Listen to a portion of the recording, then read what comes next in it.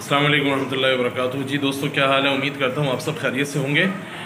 حضرت ابو ہریرہ رضی اللہ تعالیٰ عنہ سے روایت ہے کہ جناب نبی پاک صلی اللہ تعالیٰ علیہ وسلم نے ارشاد فرمایا کہ میری اور مجھ سے پہلے انبیاء کی مثال ایسی ہے کہ جیسے ایک شخص نے بہت حسین و جمیل محل بنایا ہو، لیکن اس محل کے کونے میں ایک اینٹ کی جگہ چھوڑ دی ہو، اور لوگ اس کے گرد چکر لگا رہے ہیں کہ بھائی یہ جو ہے اس کے یہ اینٹ کی جگہ کیوں چھوڑی ہے کونے میں؟